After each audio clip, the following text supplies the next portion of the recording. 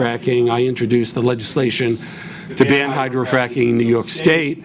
I personally do not think that there are any strong regulations that we could possibly implement to protect the water supply and the environment. This hearing, this forum today, is to elicit testimony from everybody because of the fact we seem to have some indication that the governor and the Department of Environmental Conservation are moving ahead all of a sudden rather quickly, and the possibility of permits being issued could come rather quickly. The governor said early on that he would make his decision on whether or not to do hydrofracking based upon the science. And we have a number of people here that will testify to the fact that we haven't heard from the science. And if anything, the scientific expertise and testimony that has been out in the public forum indicates that hydrofracking is not a safe practice to allow in New York State.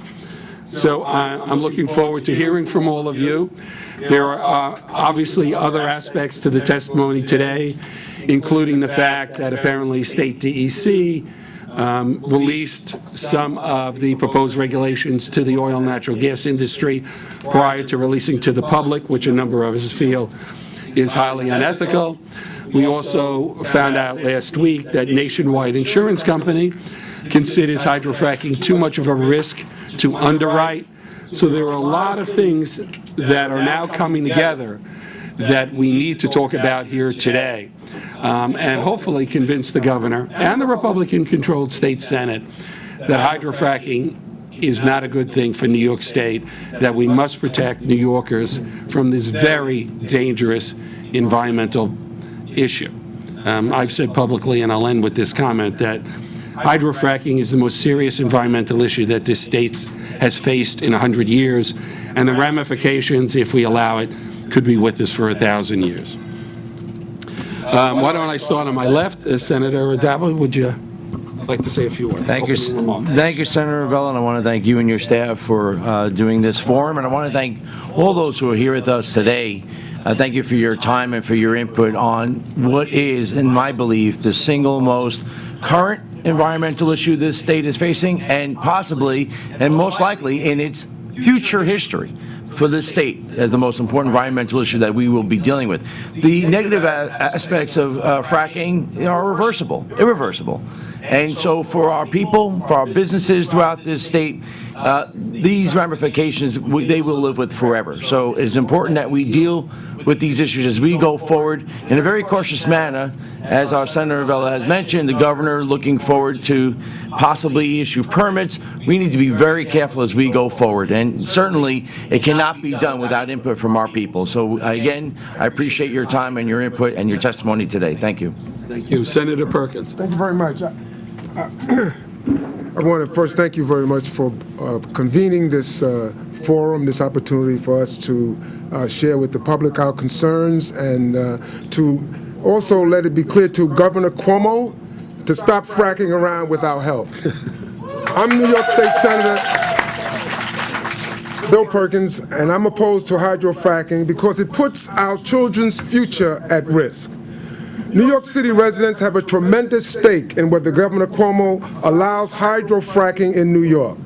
This dangerous method of natural gas drilling threatens our water, air, food, and health. Along with a growing number of elected officials, local leaders, and community organizations have come to the conclusion that fracking is not safe and should be banned statewide. Fracking involves injecting millions of gallons of water mixed with toxic chemicals and sand underground to release gas that is trapped inside shale rock. While this drilling would occur many miles from the 5 boroughs, the health of our city's 8 million residents would be threatened by the pollution, toxins, and dangerous waste produced by fracking. In New York City, we enjoy some of the greatest tap water in the world, and it's something that we are proud of as New Yorkers. Our water comes from watersheds upstate that are so pure and well protected that it does not have to be filtered. In addition to jeopardizing the health of New York City residents, contamination of these watersheds from fracking could require the construction of an estimated $10 billion filtration plant. The fluid used in the fracking process contains around 600 chemicals, many linked to cancer and other health problems. Up to 80% of this toxic fluid stays underground, where it could eventually flow into our sources of water. Moreover, there is no safe way to treat the toxic wastewater that is brought back to the surface. The bottom line is this. The Cuomo administration's proposal to protect New York City's watersheds is inadequate to ensure the safety of our water. And from an environmental justice point of view, fracking also threatens New York City's air quality. In the 30th Senatorial District, which I represent, we have some of the highest incidences of respiratory disease and asthma rates that are already tragically high. Fracking requires thousands of heavy-duty truck trips to bring water, equipment, and chemicals to drilling sites. And the fracking process itself can release particulates and other pollution that forms smog, which has been linked to asthma, heart disease, and other health problems. A largely populated county in Wyoming, overrun by fracking, now has the worst air quality than even in Los Angeles. Another way New Yorkers' health is threatened by fracking is by radon, an odorless and invisible killer. The shale formations in New York contain high levels of radioactive gas. The DEC tests have found thousands of times the maximum level of radiation in wastewater produced from shale wells in New York. The high levels of radon present in New York's shale gas deposits, which travel with the extracted natural gas and pipelines to our homes in New York City. If you use a gas stove or heat with natural gas, terrifying amounts of radon could silently and invisibly spew out of your burners and end up in your lungs. If all this isn't enough, fracking also endangers the safety of our food. Upstate New York, where the fracking would occur, is a major source of apples, dairy, vegetables, and a vast range of other agricultural products that we eat. The water and air pollution from fracking threatens the health of our land and food, a reason why a growing number of chefs, farmers, and other food producers have joined the fight against this dangerous practice. Furthermore, in the states of Ohio and Pennsylvania, where hydrofracking has been permitted, a rising incidences of earthquakes and other unusual seismic activity points to yet another potential danger of this controversial mining process. There is evidence linking fracking to earthquakes, and the methane leaked by fracking is a major contributor to climate change. On top of that, the industry's job creation claims are wildly overblown. Any jobs created by hydrofracking would only be temporary and not worth the long-term implications of contaminating our air, water, and food. The evidence is in, and the science is clear. Fracking is inherently dangerous, cannot be done safely, and is beyond our ability to regulate. I am proud to stand with my Senate colleagues and a growing movement of New Yorkers who are calling for a ban on fracking in New York. We urge Governor Cuomo to join us in standing up to oil and gas industry and ban fracking in New York. Stop fracking around with our health.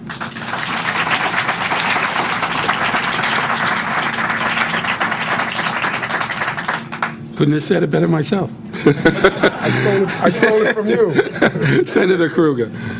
Thank you, everyone. Well, I'm very proud to be here with my colleagues, and particularly Tony Avella, who's been an incredible leader in the fight to educate the legislature and the public to the dangers of fracking. And I think my colleague Bill Perkins pretty much just went down the laundry list of why it is clear to me, and has been, that the science and the evidence are quite clear that this cannot be done safely anywhere in the state of New York.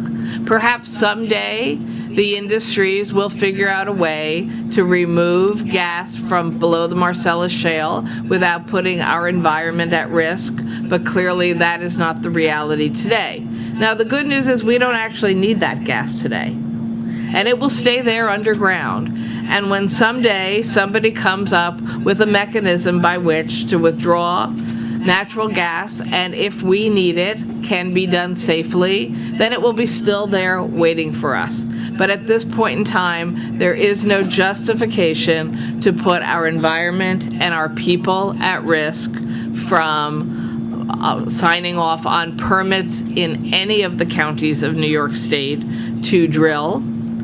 And And I actually think this is a great example of does it matter who runs your government. I'm very confident that if my Democratic colleagues were the majority in the Senate and Tony Avella was the chair of the Environmental Committee, both houses would have passed legislation in the last section that made sure that none of us had to be worried about permitting going forward. Unfortunately, we don't yet have that reality, and so we continue to have public hearings so that you, the public, the experts, the scientists can tell us why we must not allow hydrofracturing in New York State. Thank you, Tony. Senator Squadron. You know, it's a funny thing the way that this issue has developed over the last few years. I remember maybe 4 or 5 years ago, it was an inevitability that, of course, we wanted to have fracking and as quickly as possible until just a few people, probably even a fraction of those in this room, started to raise some alarms and concerns. And in that time, the evidence has rolled in. And those few people, those canaries in the coal mines, or whatever sort of animal you have at the bottom of a fracking well, were proven to be correct and really prophetic in their understanding of some of the side effects. And today we're in a situation where there's some good news. There is a growing consensus that there is no way that fracking should be done in the New York City watershed, that it's just too important. That's great news, but the other side of that coin is a little bit strange. If it's not safe enough for the New York City watershed, why is it safe enough to do anywhere? Why is it safe enough for the Delaware watershed? Why is it safe enough for areas along the southern tier or in any county in New York State where you happen to have humans and communities and an ecology? So look, if we have locations that don't have humans, don't have an ecology, don't have communities, there might be a reason to do it there. But until we find those, I think it's clear there is no reason to rush into fracking. It doesn't make any sense. And thank goodness 4 or 5 years ago, before the cry and the science had gotten to the level it is today, we didn't rush in. I just shudder to think what information, what science we'll have 5 years from now. Let's just hope it won't be too late. I really thank especially Senator Avella and all my colleagues, but Senator Avella in 2 offices now has been one of those creatures down at the bottom of the fracking well crying the alarm, and your leadership and as a colleague is really deeply appreciated. Thank you. Thank you. We've also been joined by Senator Montgomery. Senator. Thank you. I also join my colleagues in thanking Senator Avella for leading our conference on this issue. It is one that is extremely important to constituents that I represent, even though I'm from Brooklyn. And I think that we have been joined by people from around the state in expressing concern. I have certainly testified before the DEC and made my positions known. I am absolutely against this hydrofracking. And I want to also thank the people in this room and those from across the state who have been in Albany every week to remind the governor and to remind the legislature that this is the #1 environmental issue in our state, across political divide and across the regions in our state. So thank you, Senator Avella, and I look forward to hearing more from people who understand this issue and who are willing to put their lives on the line to make sure that we do the right thing in the state of New York. So.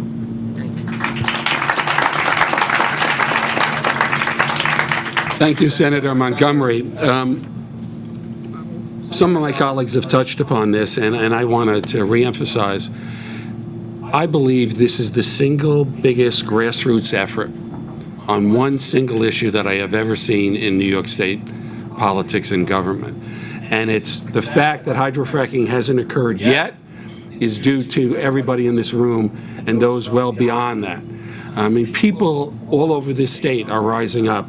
I happened to do a farm tour the past 2 days in Shenango County, and it was interesting to see the no fracking signs in front of people's homes all over Shenango County.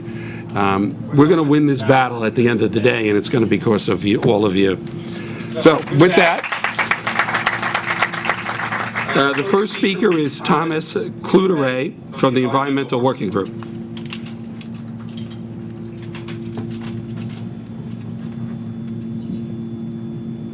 Good morning, and thank you for the opportunity to be here to speak about New York's decision on whether to allow high-volume hydraulic fracturing, a decision that will certainly have a profound impact on the Empire State for decades to come. My name is Thomas Cluteret, and I'm Assistant General Counsel for the Environmental Working Group, or EWG. For years, EWG has worked closely with citizens, public interest groups, and lawmakers at all levels of government to champion policies that protect public health and the environment. As I mentioned on the steps of City Hall last week, EWG has closely followed New York's fracking debate since 2008, when we were invited to testify before the New York City Council, raising concerns about the inherent risks of shale gas drilling. Like many others, we also submitted public comments to the DEC on its draft drilling plan, highlighting the plan's many critical flaws and scientific gaps. Taken together, the draft plan, its shortcomings, make clear that New York is simply unprepared to make a decision on hydraulic fracturing at this time, or at least one that is informed by best science. Further, records EWG obtained from the DEC show that this lengthy review process may have already been compromised when the DEC gave gas drilling companies exclusive access to detailed rule proposals and draft permit language. That access gave drillers an opportunity to influence this rulemaking process weeks before the public even saw the draft rules, despite pledges from the governor that this process would be fair and transparent. In one blatant example, a drilling industry attorney who represents Chesapeake Energy Corporation, among other oil and gas companies, used this opportunity to try to weaken testing requirements for radioactive pollution that might run off of drilling sites during heavy rains. As you would expect, the DEC has criticized EWG's Inside Track report, which brought this preferential treatment to light.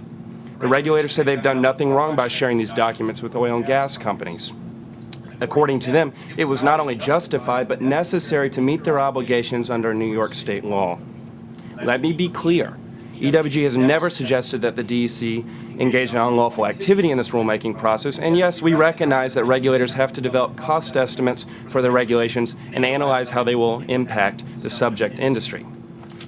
But nowhere in the law does it say regulators must share detailed rule proposals or specific permit language with the drilling industry outside of the public's eye behind closed doors. Nowhere in the law does it say regulators can cover themselves by citing vague language on the DEC's website, which simply says regulators have communicated with all sorts of stakeholders. Hardly a public acknowledgement that they have shared key documents with the drilling industry, and only the drilling industry, weeks in advance. And nowhere in the law does it say regulators must engage in preferential treatment and leave it up to public interest groups to file records requests to reveal how the draft plan could be so tilted toward the drilling industry. We challenge the DEC to explain in detail how this behind-the-scenes dealing with the drilling industry is in fact necessary under New York state law. We also challenge the DEC, and the governor's office for that matter, to fill in glaring gaps in the records we obtained in response to our initial records requests. For example, we received emails in which regulators said they were going to send key documents to the drilling industry, but we never received copies of those transmissions themselves. We received documents mentioning meetings and phone calls with drilling representatives, but no records of what was said and what was done during those meetings and phone calls. I should add that we did not receive a single phone record generated in 2011 between 7 members of the Cuomo administration and some nearly 24 drilling companies and their representatives. I find it hard to believe that there were no such calls. As the New York Daily News reported on Sunday, the governor and his inner circle prefer to communicate using BlackBerry pen-to-pen messaging if they cannot talk by phone. Unlike regular email, this leaves no real paper trail. Perhaps that explains the gaps in the records we received, if others in state government and the drilling industry are following the governor's example of conducting business in ways that creates no permanent record.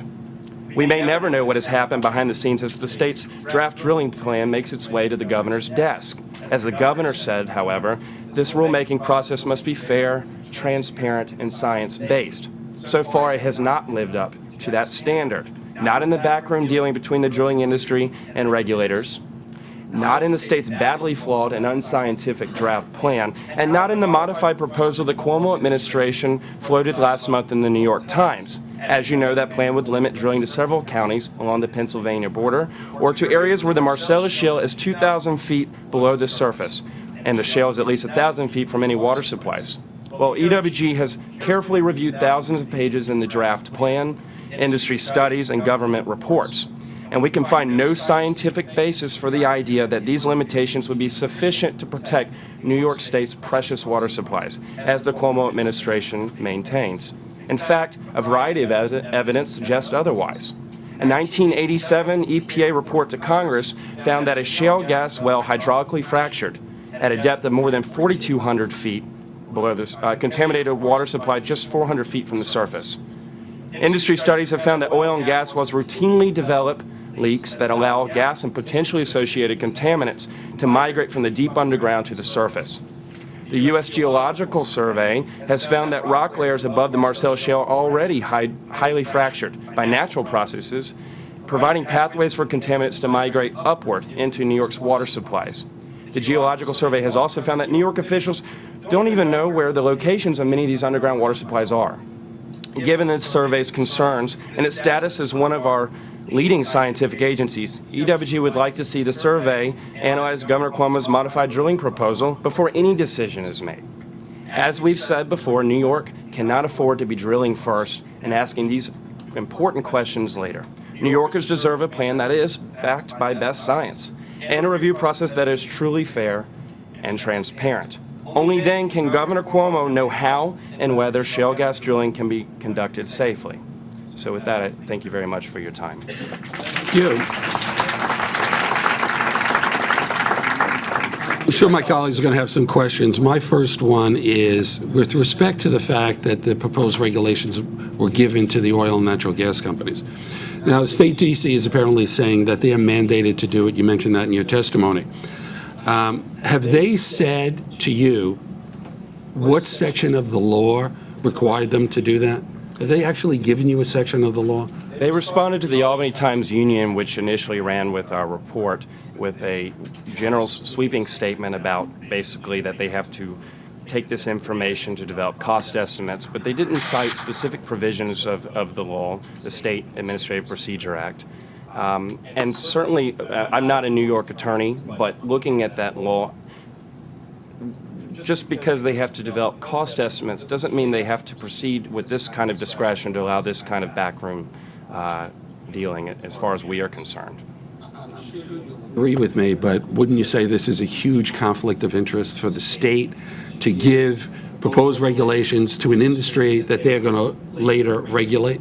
Absolutely. The very idea that for months we were under the impression that everybody got to see these draft rules at the same time and to submit comments through this process.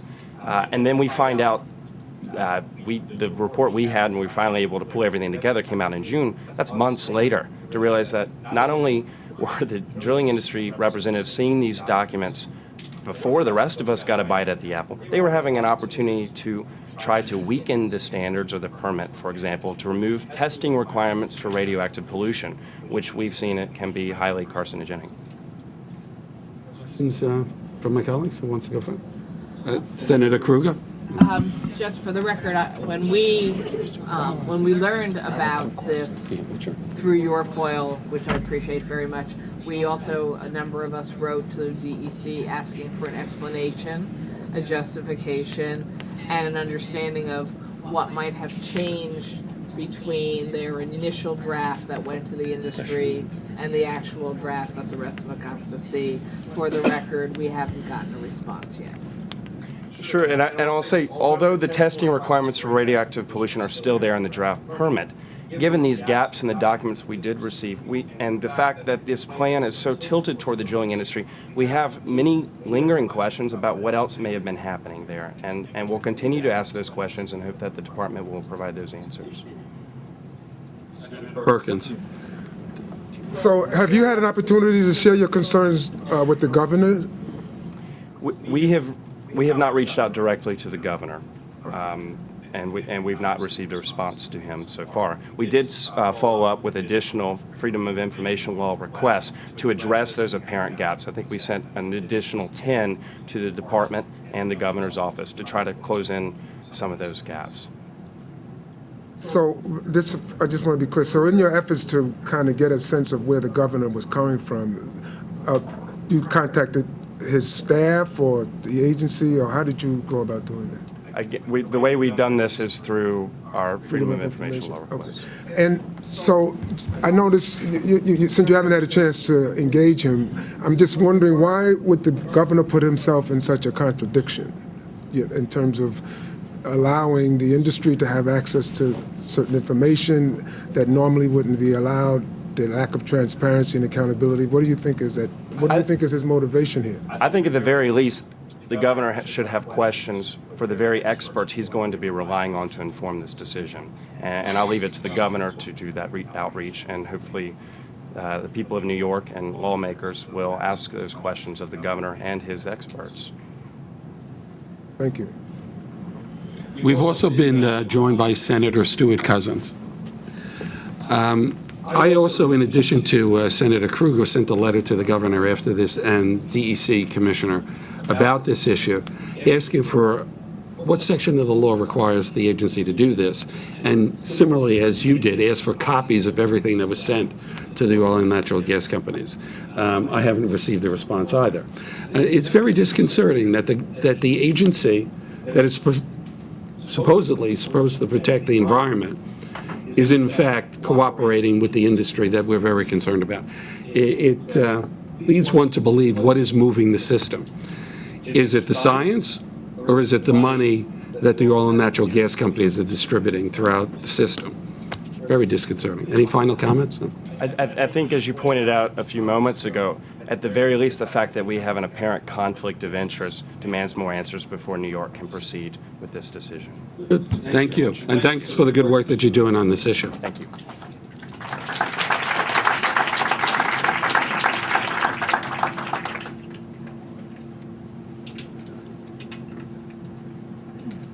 The next panel is Chip Northrup and Ronald Bishop. Chip. Let's be the tall one.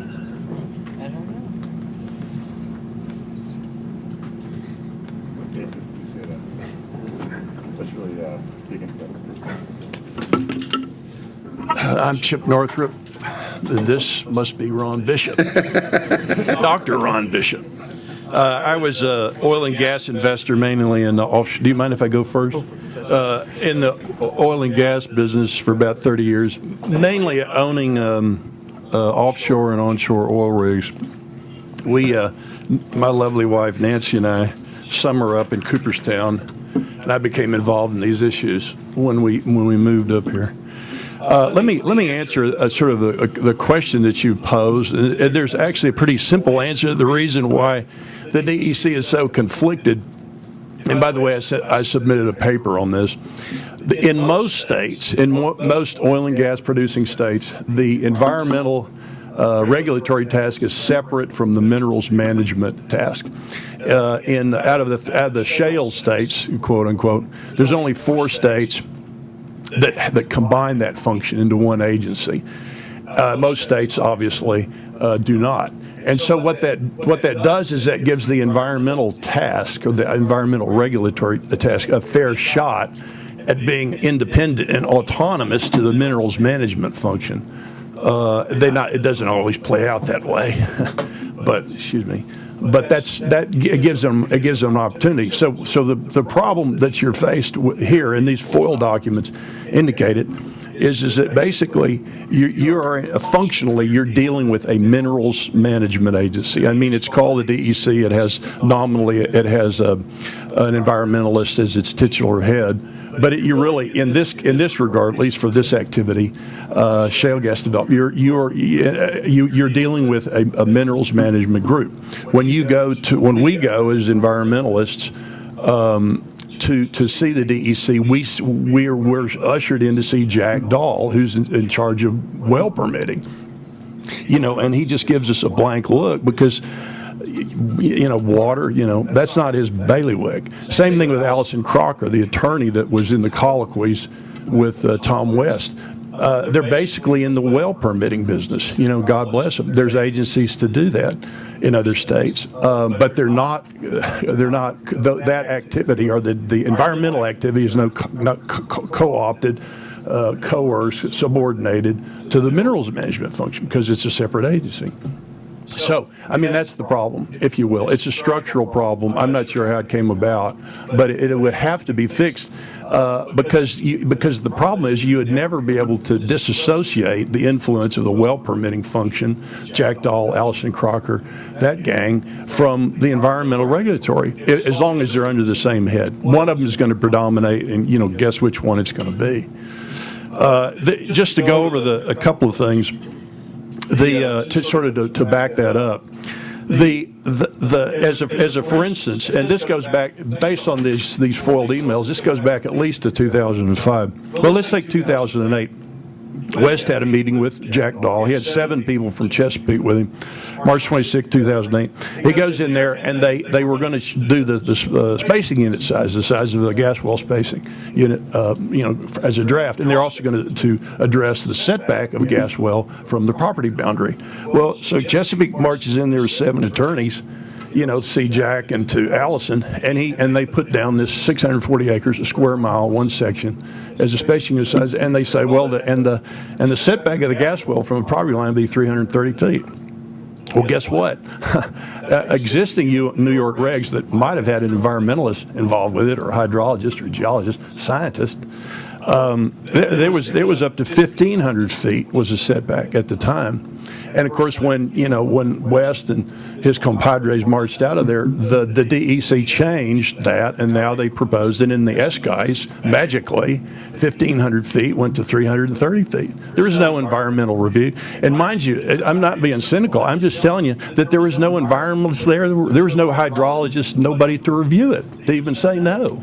It was okay with Dahl. He issues well permits. God bless him. That's just one instance. This obviously the compulsory integration law was written by West, who then teed up people to force them into wells. That was in 2005. Probably one of the worst laws, compulsory integration laws, in the United States. But more importantly, the way it's applied in New York is just flat wrong. They will force a guy, a man and his wife, into a well in their household on a 40-acre spacing. There's compulsory integration laws in other states, Texas. In Texas, maybe twice in the last 60 years is it applied. Only under exceptional circumstances is a compulsory integration law applied, even in other states that have a higher supermajority than New York. New York's got 60, most states have 70. Not so. The DEC has got a whole queue of compulsory integration cases lined up, and the applicant is represented by the same guy that wrote the law, Tom West. I thought I'd seen it all in Louisiana, but this place tops the cake. I'm sorry, ladies and gentlemen, but that's the way it is. Now, the question is what they run for cover over is this Article 23 of the New York State Environmental Conservation Law. That's where it mandates mandates to maximize the efficiency of oil and gas extracted. Well, efficiency. We're all for efficiency. Who's not? But they take it as sort of that's basically the running room to just go ahead and do whatever they want as a minerals management agency, and basically turn the DEC into a minerals management agency and just drop the E, the sort of inconvenient E out of their name. Then one other couple of things that they go around and they say we've got the toughest regulations in the country. Well, no, they don't. They're not good. As Ronald pointed out, and as some other people point out, the history of regulating gas wells in New York State is sorry. The number of wells that are actually inspected per year is about 2/3 of the number that say be inspected in Texas. So the regulatory function is flawed. It's inadequate. It was actually audited in '92, and the DEC basically flunked the audit. Let's talk about the regs.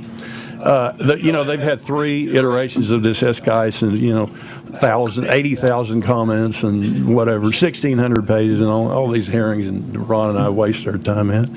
Well, guess what? The setback for a gas well in the state of New York is 100 feet from a house. You can drill one of these big shale gas wells 100 feet from somebody's house, 150 feet from a church, 150 feet from a stream. That's the worst setback in the United States. There is no state, there is no county out west where counties have zoning authority. There's no township anywhere that would have a setback that's low. And these fellows have the audacity to say that they have the, New York, just relax, trust us, we got the best, toughest regs. No, you don't. Again, I don't know where those came from, but basically there's no science involved. Setback from a pond, from a lake, is 0.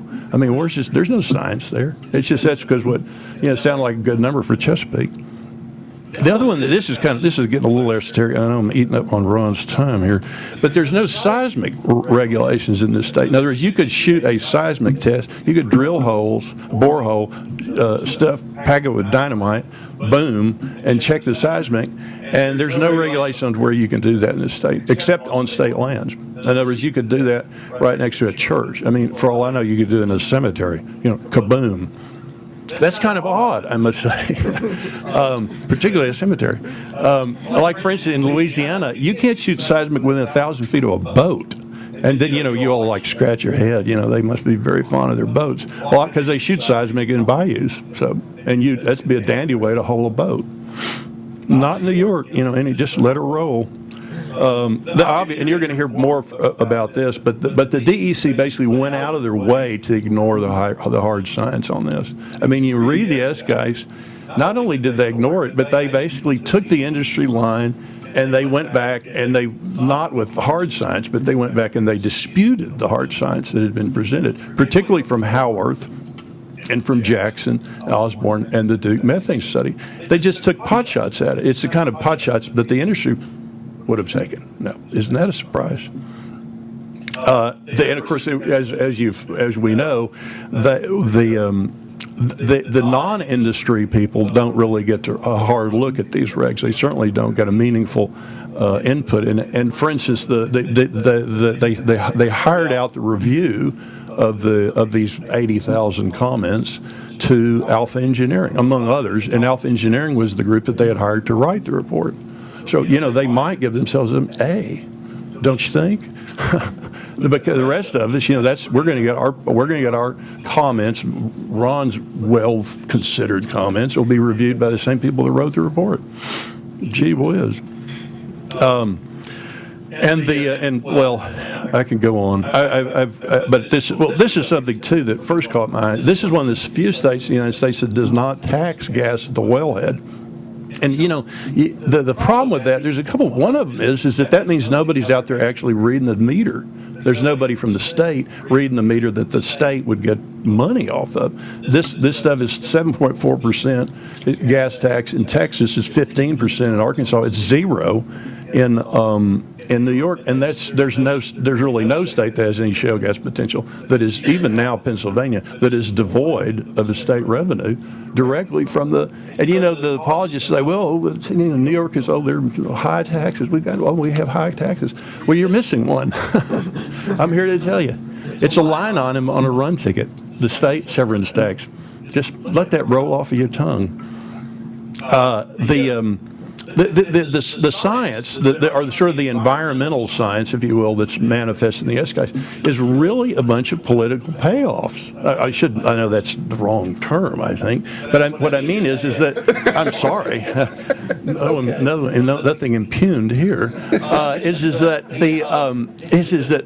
I mean, it's directly a function of the number of voters affected. I mean, it's not just, New York City's reservoirs, but you can trace that all the way down to, say, the lowly organic dairy farmer who has, a voting presence of zilch, if you look at the setbacks, for instance, the protections in the S-Guide, it's a direct function of population. It's really a remarkable piece of work. Some firm in Houston probably dreamed it up. But that is in fact the science. In other words, you could you could take those regs and you could match them up, correlate them with the number of people protected, and that is the science. It's political science. I don't mean to insult any poli-sci majors, but that's not science. Sorry. This is a sort of an anecdote, but the revolving door at the DEC is basically directly to the industry. I mean, they may be out there, and I wish they would raise their hands. But I don't run into any ex-DEC employees, on the anti-fracking circuit. Is there all the people we run into, or the fracking shills, if you pardon the expression, ma'am, are ex-DEC employees, and that's because they're minerals management people, like they would be in Colorado, or in Texas at the Railroad Commission. That's understandable, but there's no revolving door for an environmentalist. The fact that they have an environmentalist, as their figurehead that's good for. So let me make some suggestions, if I may. Your assembly colleagues, I think, might want to subpoena these people. I think, if they don't answer your questions, well, come tell mama. Bring it on. I think they need to be subpoenaed. I think what you'd find is you'll confirm what these FOIL documents is that you basically have colloquies as if they were legal colleagues in the same firm, between a minerals management agency, which in fact would have this dialogue with the industry that it regulates. It's not out of the question, but that it is exclusive in that regard. It's exclusively a colloquy between the industry and the permitting function of that agency, to the exclusion of any environmental review. I think obviously you need to, enter the 21st century and have a separate natural resource. Call it the Bureau of Mines or some darn thing. But I mean, that's the normal. That's the normal thing to do. Is you separate it out. You put it under the revenue or permitting, whatever. Put it back where it was, I suppose. You have to have an autonomous environmental agency that doesn't have any business in the permitting or even the technical regulations of the drilling and fracking itself. Got to have a severance tax. I mean, that's just silly. You got to respect home rule. It's the law in every other state, even in Texas. You got to get rid of this compulsory integration law. It's just tease people up to get pushed into well. It really rubs me the wrong way. And that's what I got to say for myself. Thank you.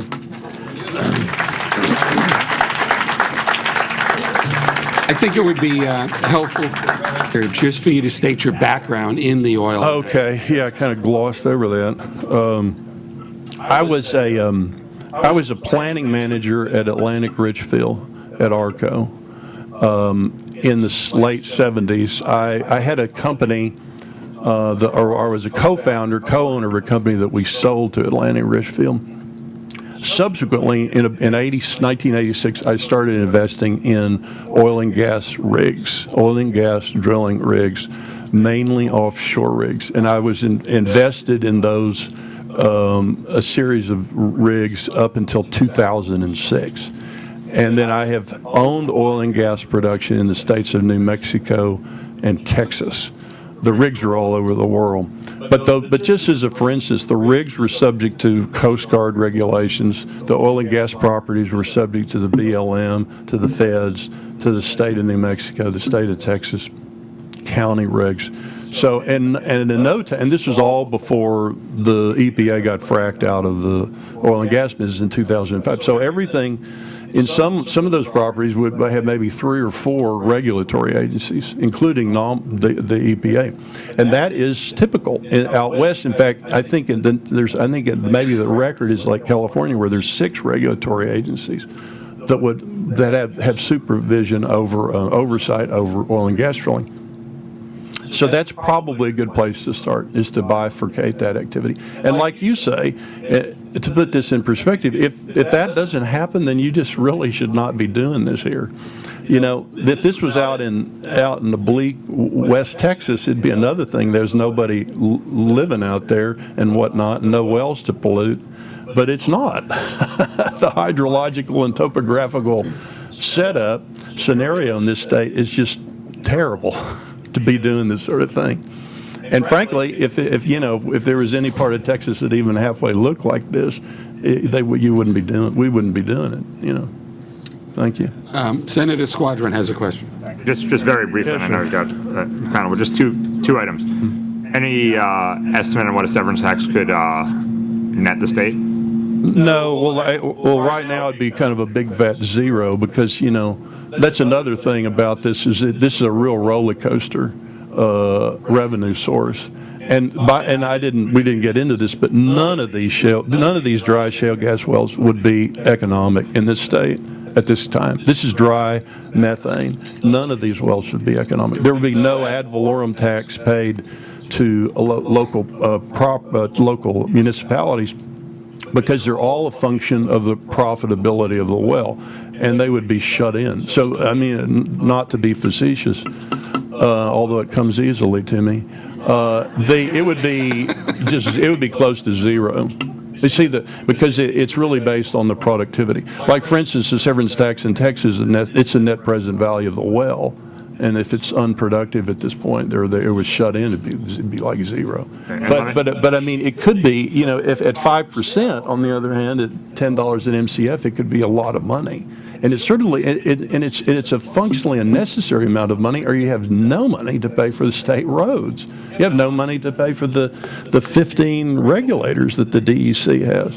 Anyway, excuse me. So, and just the other question, a lot of different states got thrown out there. I think we all noted that we're worse than Louisiana, and sadly. Well, I don't mean to offend it. It's a convenient whipping boy for Texans. It works in New York too. So, but quite seriously, a lot of different states. If you were to compare New York's regulatory and oversight structure, in terms of both effectiveness and independence, to another state in the union, what state would that be and why? Or I would probably Belize. Maybe no, Belize. Wouldn't you say Belize? No, Colombia maybe. So none of the other 49. No. Well, first of all, let me say that's addressed that's addressed in this paper. It's because it compares the 31 quote shale states, the regulatory structures of 31 shale states. If you throw in the lack of a severance tax, which is important because absent a severance tax, you have no revenue. So New York it'd be pretty much at the bottom. New York is the single worst probably in terms of oversight and independence in the nation, in your view. I think so. Yeah, I haven't seen it. If you put all those factors together, I don't see there's nobody that'd be any worse. I don't think. Thank you very much. Yes, sir. Thank you. Senator Kruger now has a question. Yeah. No. You can. She has one more question. Oh, yes, ma'am. All right, so your follow-up to Senator Squadron's question about how much we could make off a severance tax and the point that these wells really couldn't be profit-making at this point leads me to the follow-up question. Some people have suggested that this whole exercise in New York State right now is sort of akin to mortgage purchase sale debacle trades, and that Chesapeake and some of the other companies who originally went into contracts with landowners to have the rights to drill is really a business exercise in itself, now leading to flipping, so to speak, or group sales of the rights. Do you have, you were shaking your head, so maybe I should have waited till you got to testify, but do you have an opinion about the business model of what's really going on here? It's a Ponzi scheme, ma'am. It's basically what happens in New York and Deborah Rogers has really done some really good work on this. Is that it was in fact a land flipping exercise, and the financing of it was actually facilitated when they changed the SEC rules in 2008, and basically what it did is it enabled you to make up any value that you wanted for your reserves. So you would go out, you'd tie up a lot of land, you'd basically try and lease land from some dude in a beard driving a buggy, and for nothing, which is what they did, and And then you would find a well, drill a test well, pick your best well, and then you go get a Netherland Sewell or some reservoir engineer down in Houston to give your assets on your reserves a big value, and then you float junk bonds against it, or you'd sell stock or whatever. So it was, it was kind of a scam. It is kind of a scammy deal. It's not that all of these wells are uneconomic. It's just that the overall financing structure, it's not like some mortgages are good, but there was the preponderance of it was a scam, which is why basically Chesapeake collapsed, and. Among other reasons. The thing obviously that tripped it up is all that works as long as the price of gas goes up. As the price of gas goes back, then all this is basically exposed. The falsehoods of it are exposed. So yeah, it was kind of a scam, and particularly here in New York where they tied up a bunch of land. Let me just one quick point about that. Senator Grisanti tried to increase the well spacing from 1 square mile to 2 square miles.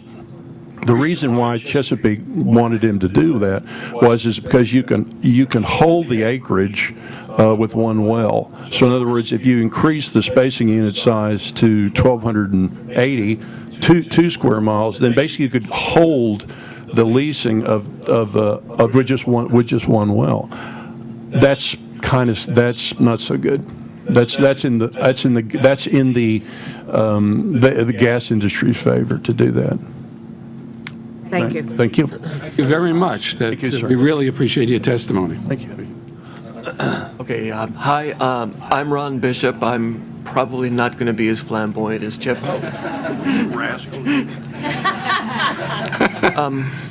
Speak closer into the mic. Sure.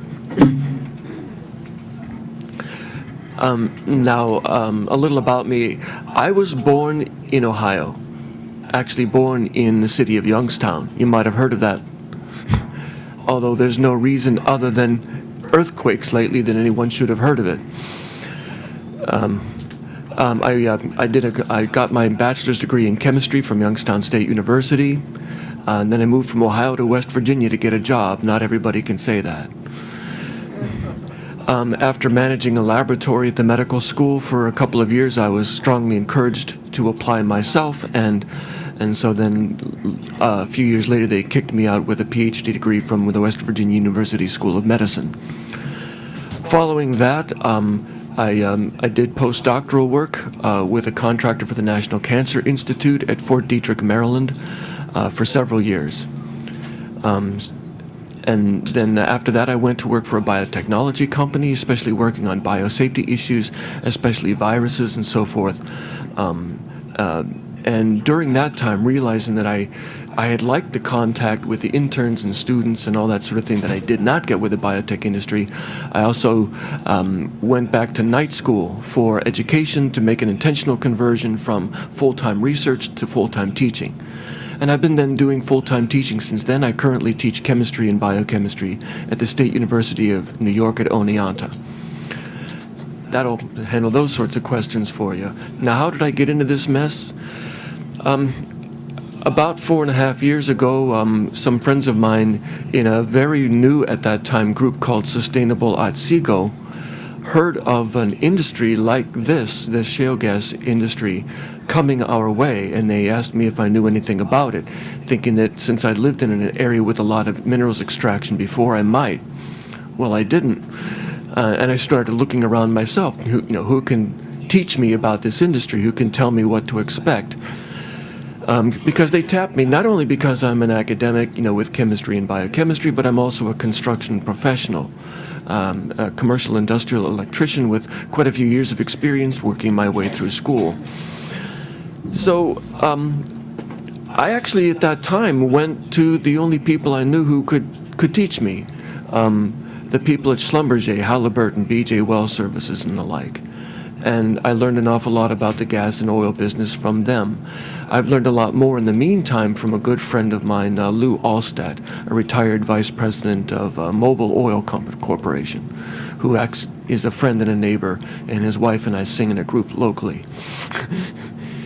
So this is sort of my exposure to the industry, as of about 2008. And along the way, I decided to started to try to take a hard look at, okay, well, what's the science? What can we expect? You know, using my tools as a scientist, as a chemist, you know, what can I find out of what's been going on? I'd heard a lot of hand waving on both sides, and I hadn't picked one. And I can make that longer story shorter. I've picked one now. What is it? For the record, those who say that hydraulically fracturing with horizontal high volume, high pressure, you know, hydraulic fracturing to extract oil and gas from unconventional resources, those who say it can be done safely have yet to demonstrate a single location where that's been shown. So when I've looked for the place where, that's kind of fun. Somebody. Somebody's leaning against the light switch. Can you repeat that again? Sure. I have heard it said by others that extraction of oil and gas through horizontal, high volume, high pressure hydraulic fracturing, and then in subsequent recovery of the resources from unconventional, reservoirs can be done safely. I have not found a single location in the world where that is actually true. And we now have a lot of locations in the world where that's been going on for almost 10 years. So I follow the data, and the results, the evidence tells me it can't be done safely. It hasn't been done safely. Now, what I want, and I've done some writing on the subject. I did, in my terms, a scoping document white paper that I called a chemical and biological risk assessment for natural gas extraction in New York. And if you haven't received a copy, I'll make sure you have at least an electronic one before I go. And subsequent to that, I started to developing different sections of that white paper for special study. And as a result of that, I actually did provide some of you at your Canandaigua meeting, although I wasn't able to attend because my teaching load prevented me. I talked about the history of oil and gas well abandonment in New York State. And to me, the upshots of that history were that in the 1970s, when DEC records were first beginning to be kept, we had our best reported success in enforcing industry compliance for plugging abandoned wells. And that rate at that time was 24%. Through the 1980s and 90s, their success rate in enforcing compliance and plugging inactive wells dropped by half to 12%. And then in the 2000s, it dropped by half again to 6%, where we are today as an average. So we see a DEC that is actually at an all-time record low point for actually enforcing compliance on one of the most important aspects of the industry. Now, what I want to focus on for you today is just two case studies that say there's a little bit more trouble in Houston. I'm going to talk about two instances of pretty traditional vertical well projects fouling New York homeowners' water wells. You may or may not have actually heard about the details. I picked these two case studies because they're very interesting from a couple perspectives, and they're very well documented. Another thing that is a little bit unusual, because I find that for most of these kinds of incidents, our DEC is very good at efficiently sweeping the stuff under the rug. But here's two that got away from them, and I'll just introduce them to you, and I'll leave your people, possibly Rebecca, with all kinds of paperwork if she'd like to follow up, possibly with the Office of the Inspector General, or maybe you'd like to subpoena some of these people. In the February of 2009, the David Eddy family noticed that there was a ring of new natural gas wells going in around their property. And they could hear, of course, the logging and all of the other preparatory steps. They could, see all of the trucks that were related to the grading of the well pads. And then they knew when frac week came, because they could hear the uptick in the in the business. Now, these are a lot smaller and more compact kinds of projects, but there were 4 of them in a ring around this family's home, about from as near as about 330 feet to as far as about 1,500 feet away.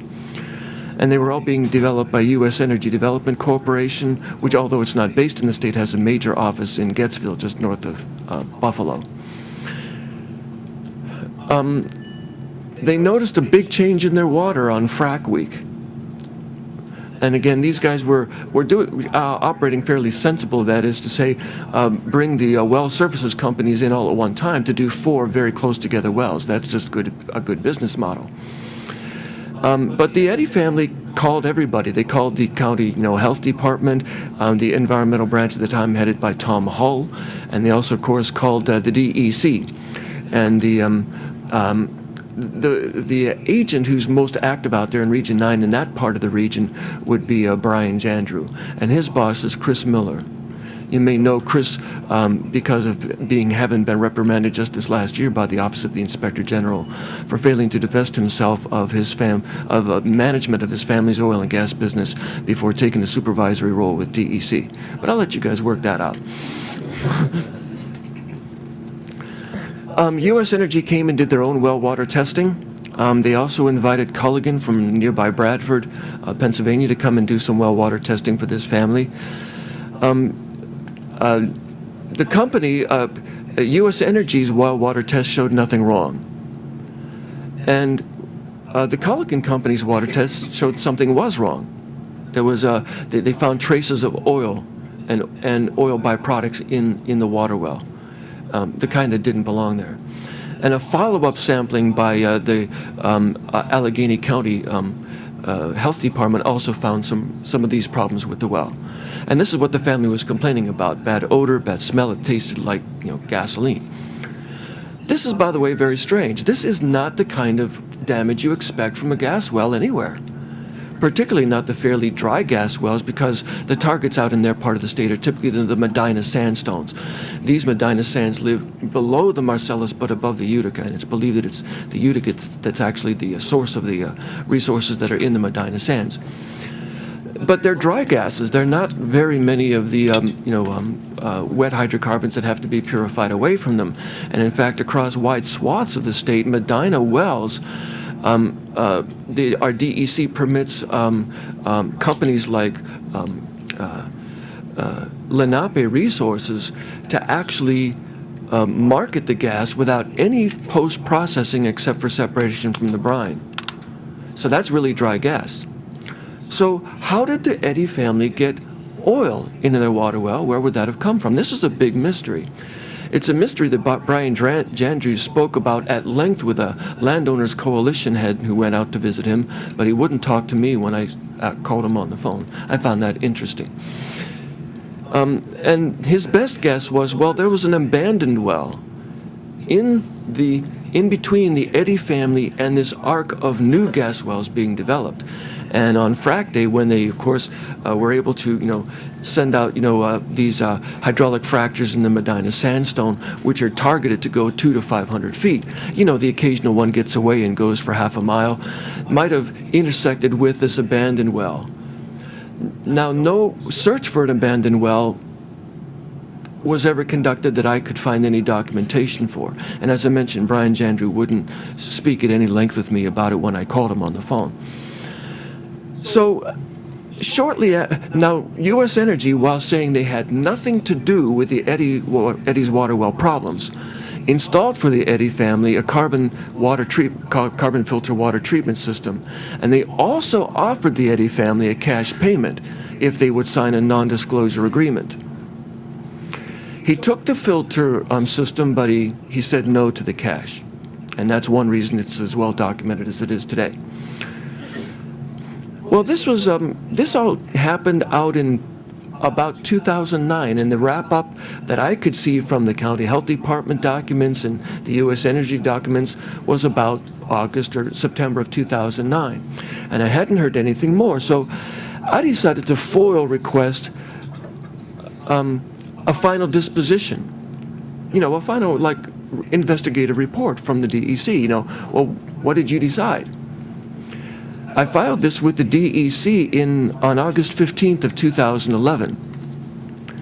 And I received from the DEC that disposition letter, dated September 8th, 2011. So when you ask for a final report, they'll get around to writing one. And the conclusions of this letter basically said, well, it's an incontrovertible, it's highly probable that natural gas development was responsible for fouling the Eddy family's water well. But because we don't know which of the 4 wells being developed near their home was the culprit, we can't assign blame or anything like that.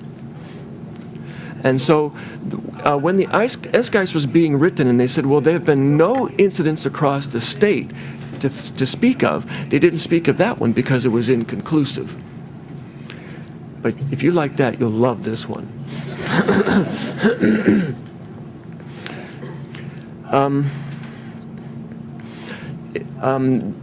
The family of David Ferrugia lives in Cayentone Township, Chautauqua County. That's just south of Jamestown. And they built on 22 acres a new house out there in 2001.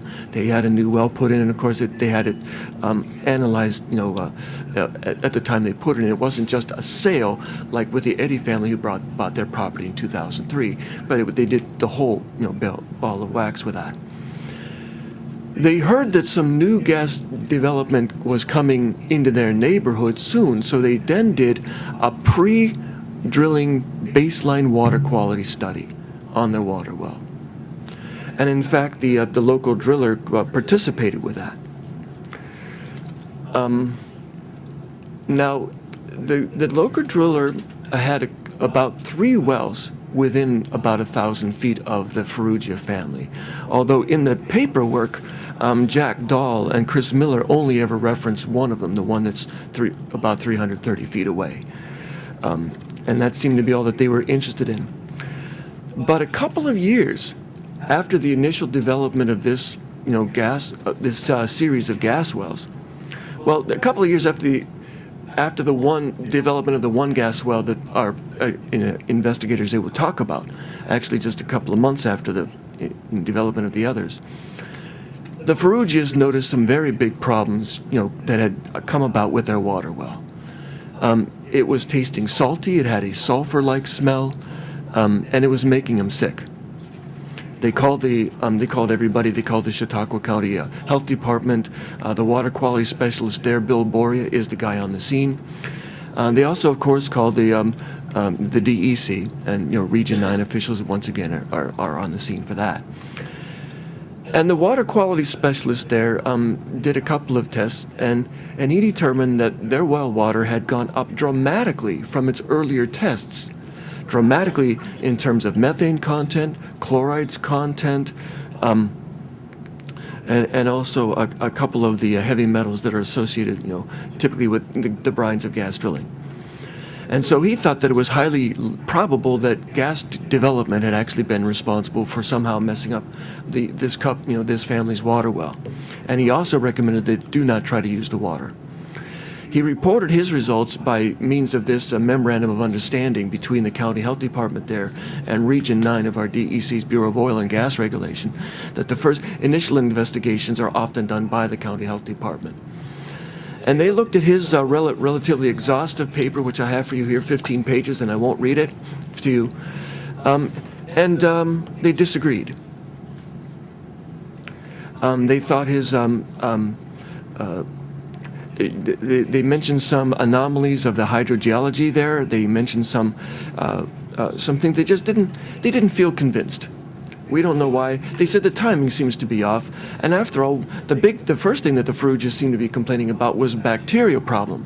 Although I have to say, when they tested for coliform bacteria, it wasn't coliform bacteria, it was some other kind. Then the USGS out in that area, which had been copied on the correspondence between the DEC and the county health department, weighed in and said, I don't think either of you has quite enough information to call it a slam dunk with gas well development or to say that it wasn't related to gas well development.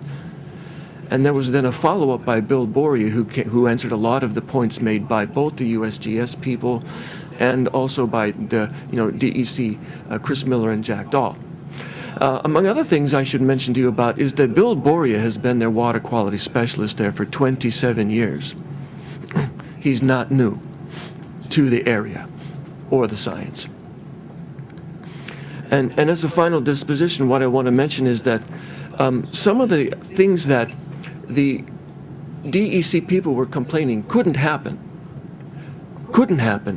was, for example, this idea of bacterial contamination. It must be their septic field, their leach fields, or something like that. And Bill Boria described in detail, because of being with the county, he had all the records. There's no possible way for their septic system and leach fields, and besides, the bacteria that showed up weren't coliform.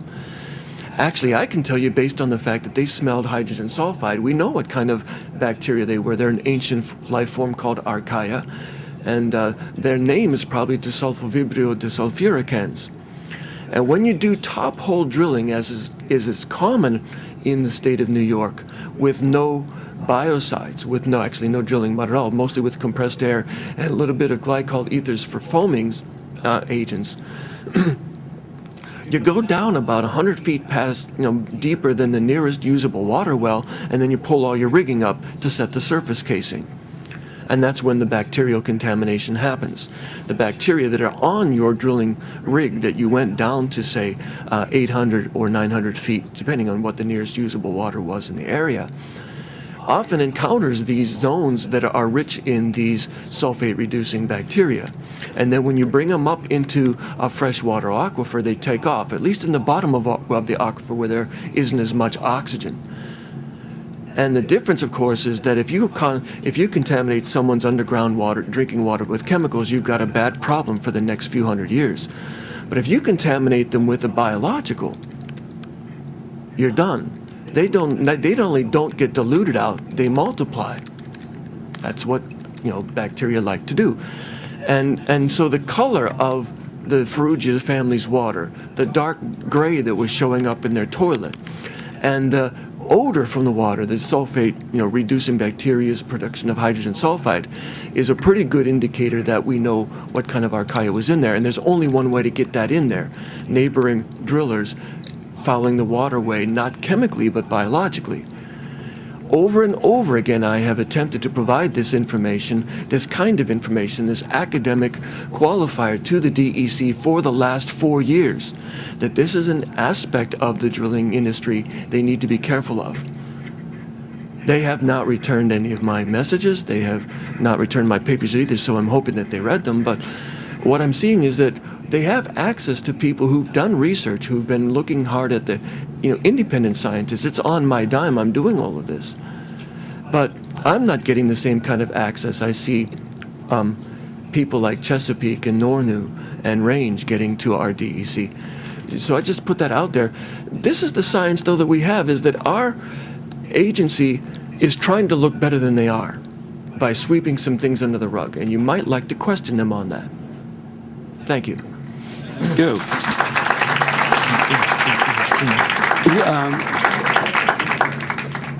Do we have copies of those? Can you provide us with copies? I'll give you. I didn't have time to make a lot of copies. I have this copy. If you can email and I have them, a thumb drive that I can provide you with lots of wonderful stuff. Right. So I'll be happy to leave those here for you. Questions? No?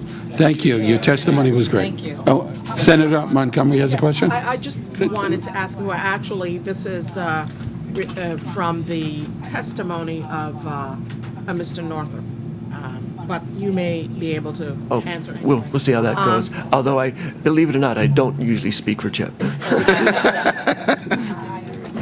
I just, he talked about the fact that there are no regulations in terms of setback, the number of setback of a well from a homeowner's property or home. He said there are no setbacks for seismic testing.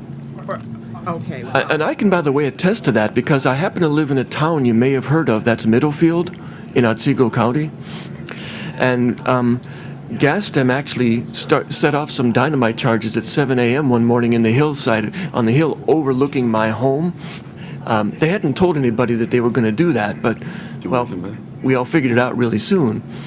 So yeah, actually the deal that there's no real setback, there are also apparently no local warning requirements for seismic testing, because our first warning was the dynamite, although it was very effective.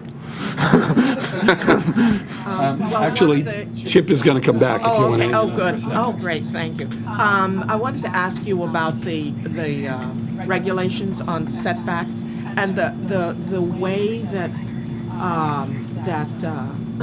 homeowners' property, the mortgage on a homeowner's property may be voided based on the fact that a well is not far enough from that property? Right. But the insurance and the homeowner's mortgage? Yes, ma'am. That's Beth Ratto is an attorney, and she's going to testify about that specifically in a minute. I'm not an attorney, nor do I play one on YouTube, but it's pretty simple.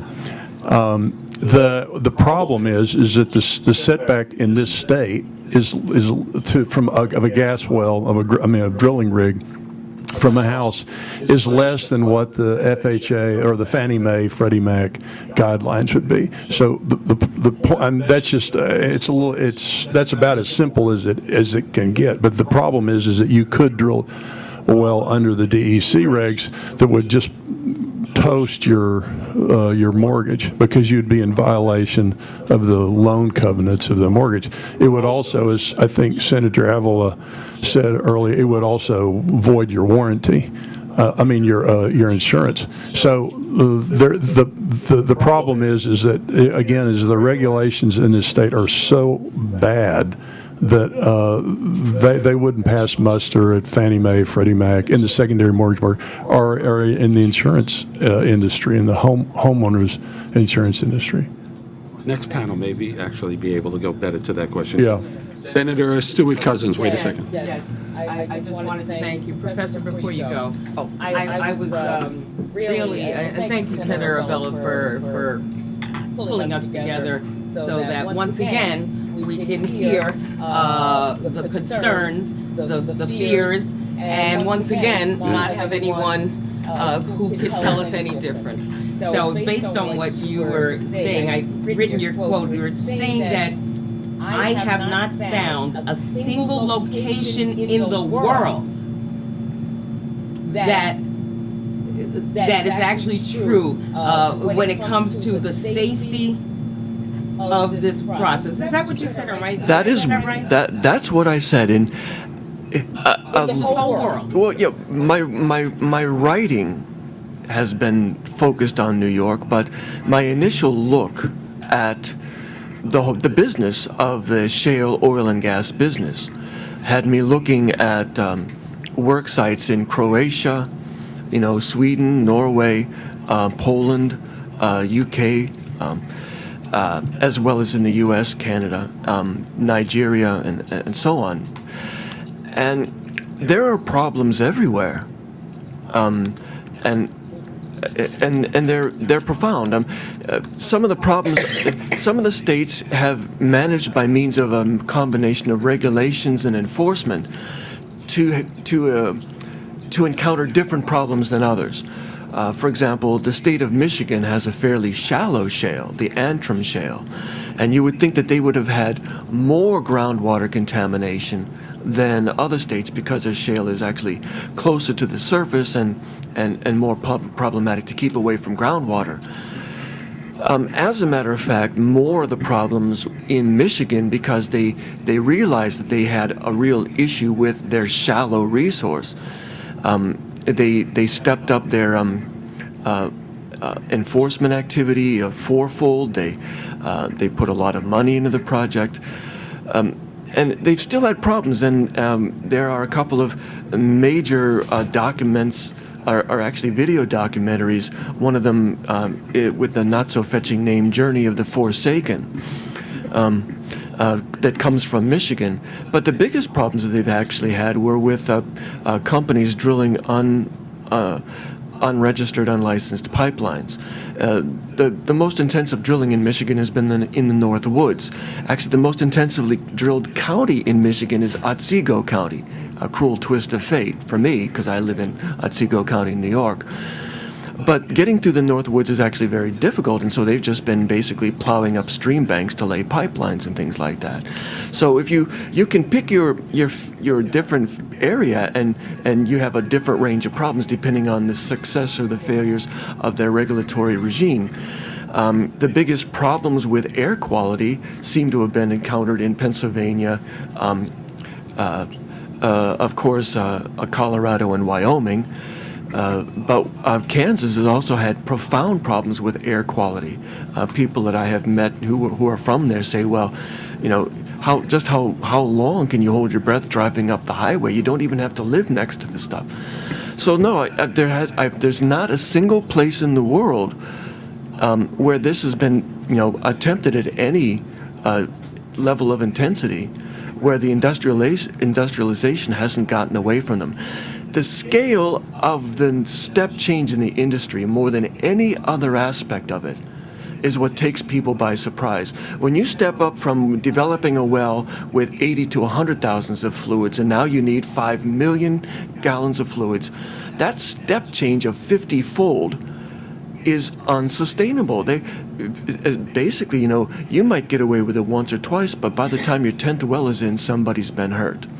And it's just been all over the world. That's what we've seen consistently. And I know that we have another panel, so I won't keep you. So I just wanted to say that you are saying that no matter what, there's a problem. And in New York, our ability to regulate is the lowest, at the lowest capacity possible. Right. So even with the best regulations, which I don't believe we have, and you can default to Chip on that, although I've studied them too, even with the best regulations, without the boots on the ground, we're doomed. And when we don't have boots on the ground, and we know what happens to DEC commissioners that ask for more resources from the governor. Thank you. Thank you.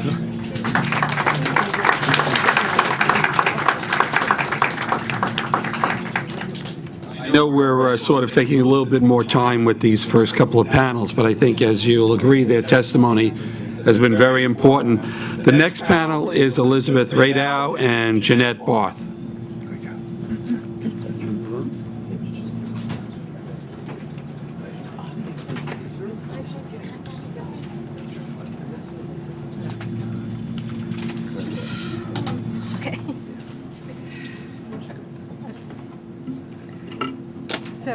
Okay, I think I'm going to start, correct?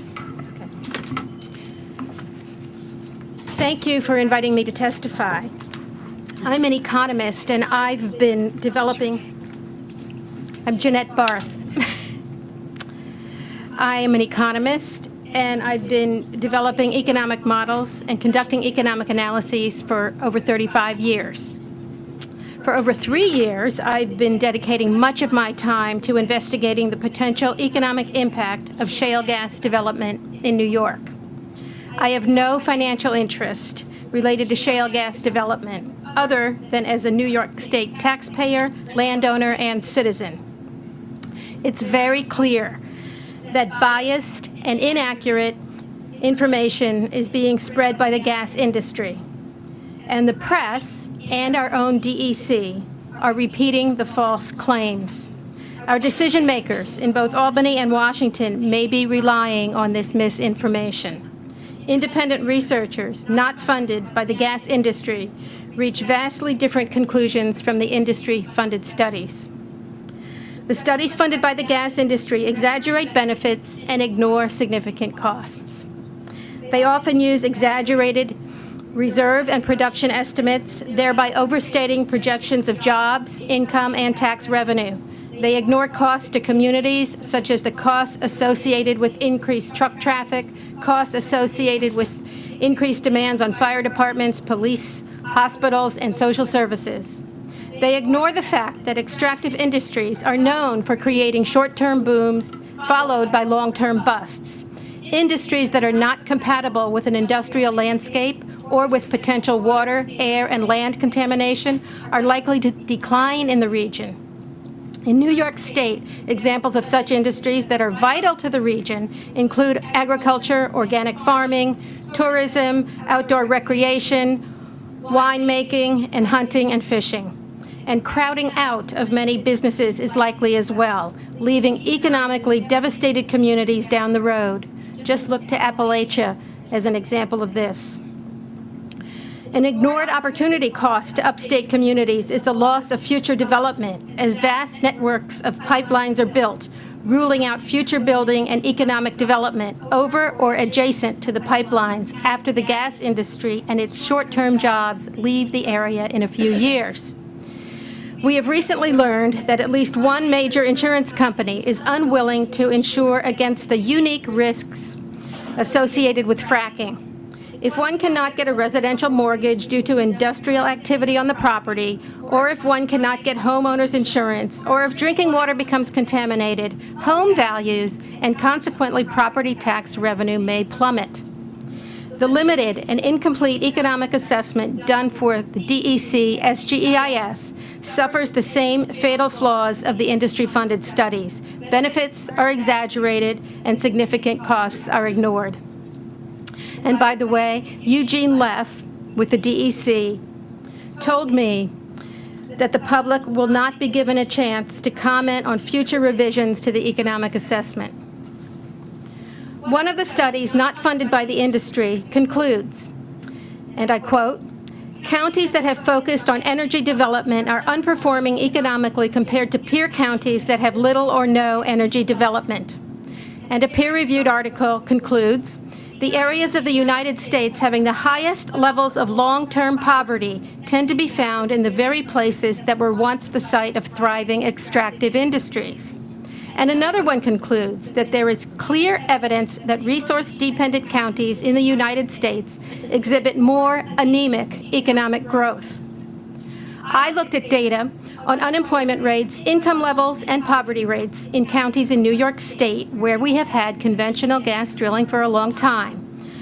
I also looked at similar data for counties in Texas, where shale gas drilling has been going on for about a decade. These data support the peer-reviewed conclusions that residents in gas-intensive counties have overall not fared better than residents in other counties. Industry and government have touted shale gas as a means of lessening dependence on foreign energy sources and achieving a cheap and plentiful source for domestic energy consumption. Now it appears that the gas industry is seeking to export U.S. shale gas. Thus, we are putting in jeopardy the environment, public health, and economy of New York State in order to provide profits to the gas industry for supplying the economic development of China.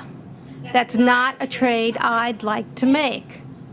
The oil and gas industry spends huge amounts of money on lobbying, political contributions, public relations, advertising, and even economic impact studies in order to spread falsehoods and hide the truth. Here is the truth. Extractive industries create boom and bust cycles, and communities in upstate New York are likely to be worse off economically in the long run if we allow shale gas development. The oil and gas industry is a highly capital-intensive industry, meaning that vastly more money is spent on equipment than on training and employing workers, who typically follow the rigs from state to state. Thus, encouraging oil and gas development is not an effective strategy for creating jobs in New York. With the industry curtailing production at the same time that energy users are being encouraged to convert to natural gas, and if our shale gas is sold in the global market, supply will be reduced at the same time that demand increases. Under those circumstances, the domestic price of natural gas is unlikely to remain low in the long run. The only parties likely to benefit in the long run from shale gas development in the Marcellus Shale are the gas companies and a very few lucky and large landowners, while serious long-term costs will be borne by the public and local communities. Before making any decisions regarding shale gas drilling in New York, we must insist on comprehensive, unbiased, peer-reviewed assessments of economic impacts for the state and our communities, both short-term and long-term. I urge our leaders to do what is right for the people of New York. Thank you again.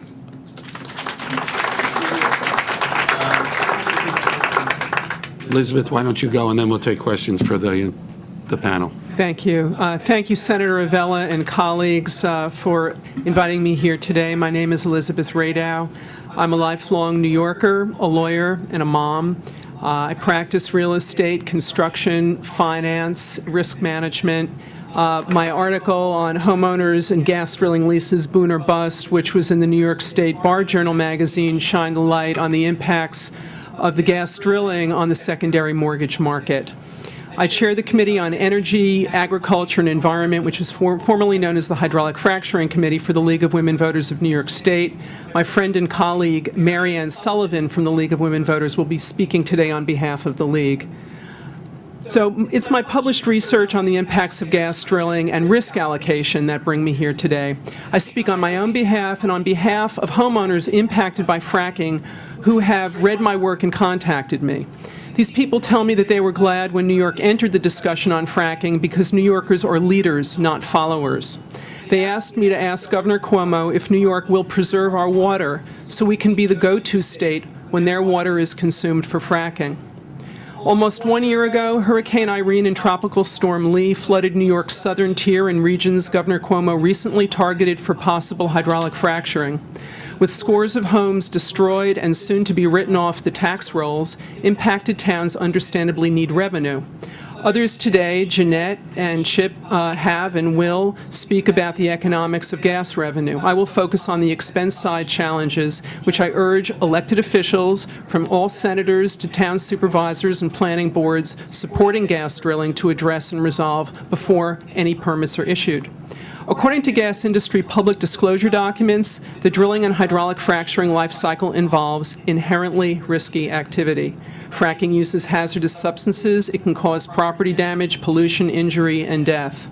Homeowners with standard gas leases could be responsible for damage and loss resulting from gas industry operations, even though they don't control the workers or the quality of their work.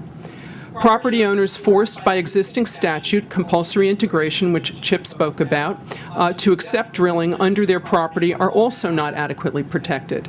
According to its own disclosure documents, the industry is not fully insured for its drilling operations, including general liability, pollution, and control of well coverage.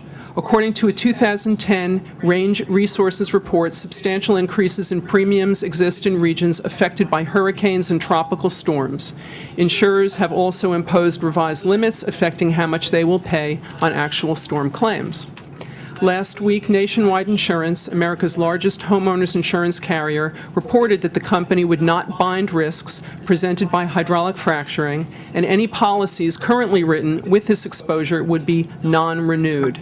Nationwide said risks involved in fracking operations are too great to ignore and apply to all policies of commercial contractors and landowners who lease property to gas companies.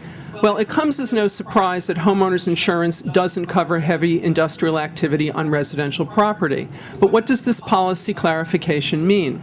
Well, first, in cases where the industry does not have enough insurance to cover a loss, it will have to pay out of its own pocket. For homeowners, the clarification may be problematic. Here's why. If other homeowners insurance underwriters adopt Nationwide's policy not to renew homeowners insurance on properties with drilling and fracking, then southern tier families with drilling operations can find themselves with homes they can't insure, can't mortgage, and can't sell. The tax base will likely suffer as well.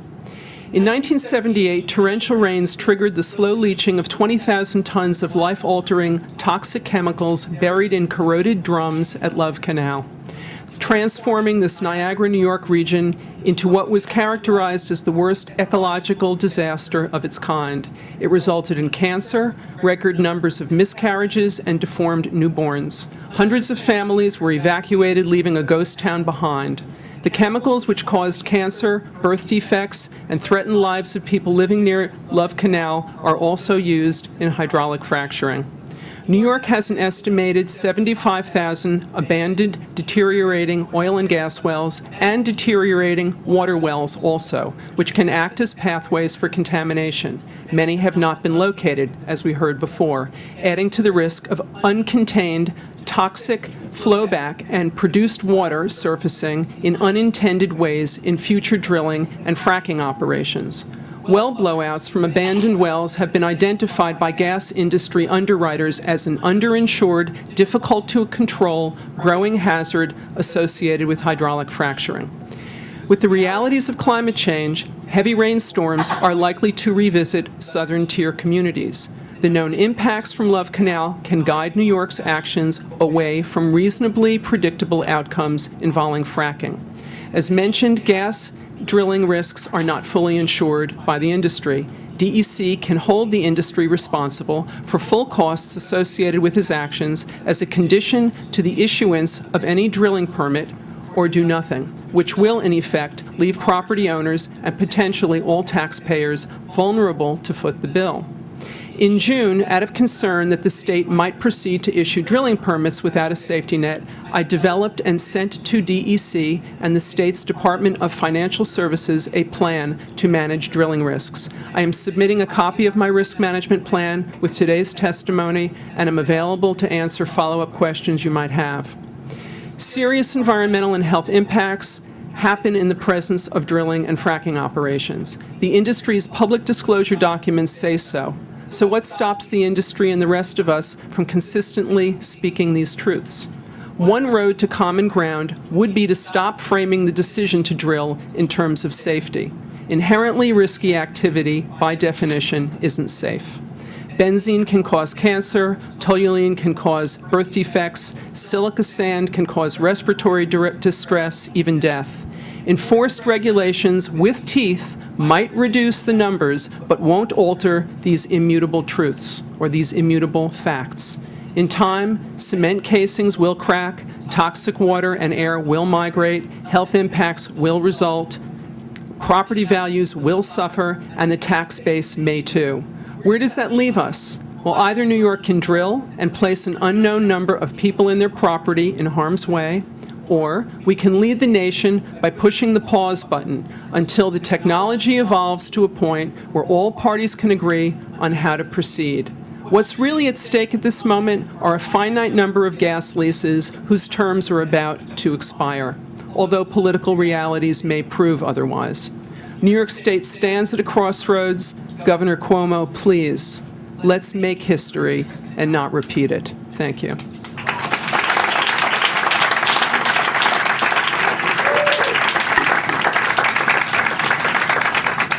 I have one question, then Senator Kruger has a question, and Senator Montgomery. Now that Nationwide has come out with this statement, I guess last week, will other insurance companies, in your opinion, sort of follow suit?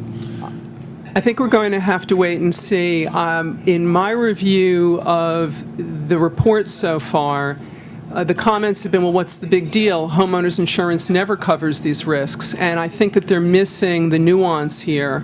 This is potentially, whether or not we drill in New York State, in my opinion, a very, very serious problem, and so much so that I've been in touch with the FHFA now for almost a year when I first identified that this was going to be a problem. We've got a $6.7 trillion secondary mortgage market. It is not possible to have a mortgage without homeowners insurance. It's possible to sign a gas lease and not tell your lender, and if everything goes okay, they'll never know about it. But mortgage, insurance rather, is renewed every year. And if your insurance isn't renewed, your lender will find out about it. So it's my belief that, yes, they will, because they're going to wake up now. Nationwide's a big company, and what they're saying is, as I understand it, and I think this is going to be played out over time, we're not going to cancel your policy, but if the drilling activity begins on a property with a gas lease. Maybe you can even sign a gas lease, and if we do nothing, we'll leave you alone. But if the drilling begins, we will not renew your policy. So now you're going to have to go to somebody else.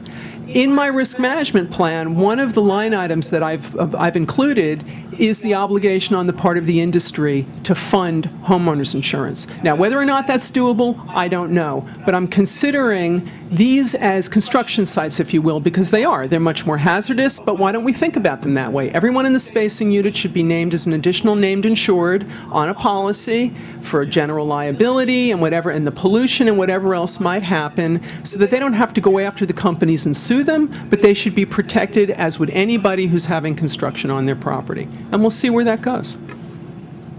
Senator Kruger. Thank you. And in fact, Tony asked one of the first questions I was going to ask. I want to thank both of you for testifying. I've worked with you both and read your materials and heard you testify. But Elizabeth, because of the new realizations of insurance or lack thereof, just to double check, even if your neighbors get a well and drill because of the state law where that means things can happen to you, that can also be a basis for an insurance company to say, no, we know it's not your property, but it's still not something we're going to insure. Is that correct? This is not in the statement. Again, this was a very succinct statement. As I understand it, this was something that was on this was leaked to the press. Frankly, it's very important that it was, because we need to get out ahead of this. As I said, we're drilling in states all over the country. And there was somebody in Pennsylvania recently who applied for a mortgage. He does not have a gas lease, and he was denied the mortgage because there's drilling going on within a short distance of his home. We hear these stories all the time. There's this wonderful woman, Jamie Fredericks, in Ohio, who had compressor activity on the other side of her property. This lovely woman became very ill. She's had surgery, and she consumed the water that nearly killed her. And her home's value has nearly plummeted. Insurance companies are not in the business of giving out money if they don't need to. And so I think that once they start to understand the risks involved and parse them out, I think we're going to see the people, whether or not they have gas leases, whether or not they're forced in, if they live in proximity, we're going to have to watch this unfold and figure out, is this a runaway train? I don't have a grasp on it. I'm trying to stay ahead of it, but I think that we really do need to look at the ripple effects, because I think they could be significant. Because New York State doesn't even keep a master list of where the contracts have been let for allowing the leases, if I'm an insurance company and I want to establish this policy, how do I know where all these leases and potential drilling is going to take place? Well, this is actually one of the things that I'd put in comments. We would like to see all of the leases recorded. And I think in many cases, the memoranda of leases are recorded. It's in the best interest of the industry to put the world on notice, but I think they don't want to put the world on notice of all of the terms of those leases necessarily. I would like to see a registry that has not only the leases, but the mortgages. And this is something that I've actually proposed to FHFA and I'd like to be working on. I think we need to be thinking about this. Again, whether or not we do this in New York, I want to make a point. Many people sitting in this room have our retirement funds invested into the secondary mortgage market. So whether or not we drill in New York, we care that the secondary mortgage market thrives, and we have to make certain that these homes on which we're drilling do not have the property value compromised, because that will compromise the value of our retirement investment. And may I ask another question? Thank you. And Jeanette, so you've worked on the economics of all this, and I don't know whether you were here earlier when I asked the question about if all of this is just a land flipping Ponzi scheme story. What are the economics of that for New York? Is that like a win-win somehow, bizarrely, that everybody got to sell their land for more money than they thought it was worth, and thank goodness nobody's ever going to drill anyway? Remember, most of these are leases we're talking about, and flipping leases is what we're talking about. And so no, a lot of people didn't really sell their land for a lot of profit. That I've heard that as well, like a land grab. That's what it was with Chesapeake Energy, for example. And I really recommend the work of Deborah Rogers. I think Chip mentioned that name. She's done a lot of work on explaining this very, very clearly. But that's nobody benefits. And as I've always said, in the long run, the only parties that are going to benefit are the gas companies and a few lucky and large landowners. Could I add one thing here I left out of my testimony, but I think it's important given some of the talk I heard. Chip mentioned the lack of a severance tax, and that's really important because no money was going to go to New York State.